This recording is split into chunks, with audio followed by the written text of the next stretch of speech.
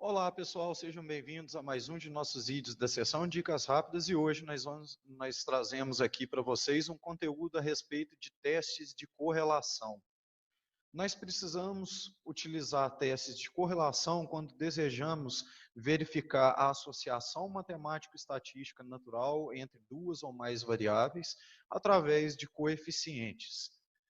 Então, nós vamos mostrar aqui os dois principais testes utilizados, que são o teste Pearson e Spearman.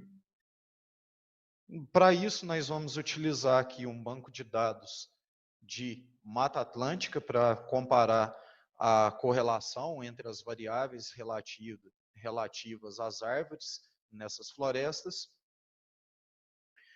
Então, primeiramente, nós temos que entender a pressuposição de nossos dados com relação à normalidade, se as nossas variáveis possuem distribuição normal, como por exemplo aqui no caso do diâmetro médio, nós podemos fazer um teste Shapiro-Wilk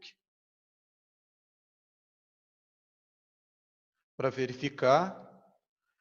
O teste mostra que o p-valor do parâmetro de Shapiro é não significativo, então a variável diâmetro médio possui distribuição normal.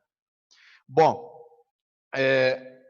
a outra variável que está sendo relacionada, que está sendo testada aqui na correlação quanto ao diâmetro médio, riqueza de espécies, ela por si só não é de distribuição normal, visto que é um tipo de dados discreto, número inteiro, então é distribuição Poisson. Mas então, por que utilizar o teste Pearson se ele amplamente é considerado para dados paramétricos, para pressuposição de distribuição normal? Todavia, apesar dessa consideração, há também entre diversos estatísticos um consenso que o teste Pearson ele consegue ter uma relativa flexibilidade para suportar a quebra da pressuposição de distribuição normal, dos pressupostos relativos à distribuição normal, de forma segura, sem enviesar o resultado. Mas é ideal se conduzir os dois testes nesse caso, né, quando você tem uma das variáveis não paramétricas, ou seja, conduzir o Pearson e o Spearman.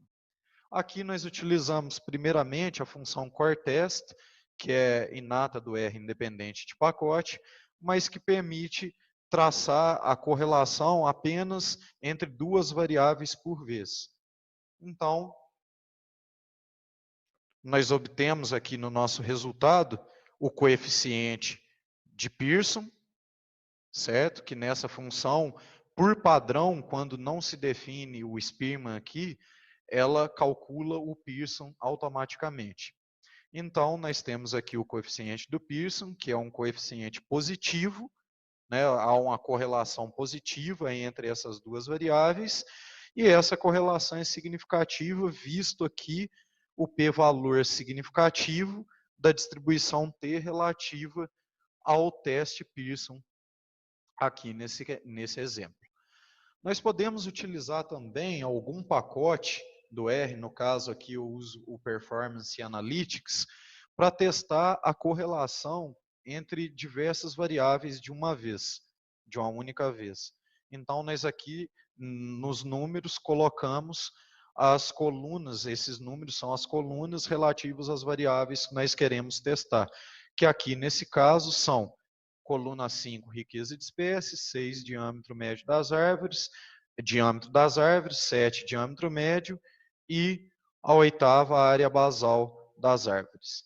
Então, nós executamos aqui, e nós temos os nossos coeficientes entre cada variável, certo?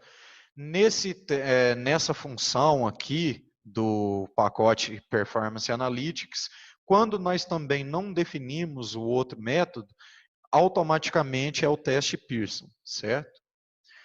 Aqui, para o teste de Spearman, nós já pegamos duas variáveis que têm distribuição não normal, não paramétrica, que é a riqueza de espécies, já mencionada, e a área basal, que se aplicamos aqui o Shapiro teste, nós verificamos que ela tem distribuição não normal, visto p-valor significativo. Então, nós definimos aqui o método como Spearman,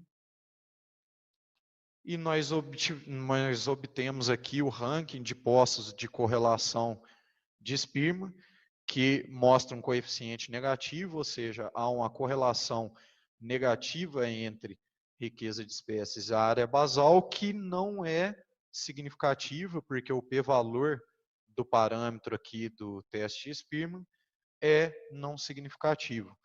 Às vezes, quando ele não consegue computar com exatidão o p-valor, ele dá essa mensagem. Nesse caso, às vezes, nem sempre o Spearman é um teste tão 100% robusto, 100% das vezes. Então, é aconselhável fazer-se os dois testes, Spearman e Pearson. Aqui nós podemos computar com o Performance Analytics, também definindo o método como Spearman, e obter os nossos coeficientes de correlação. Bom, pessoal, essa foi a nossa dica de hoje. Espero que vocês tenham gostado. Se inscreva aí no nosso canal para receber as nossas atualizações. Nós vamos estar trazendo diversas novidades esse ano. Também acessem o nosso site, as nossas redes sociais, cujos links estão aí na descrição abaixo. Muito obrigado por assistirem ao nosso vídeo e até a próxima.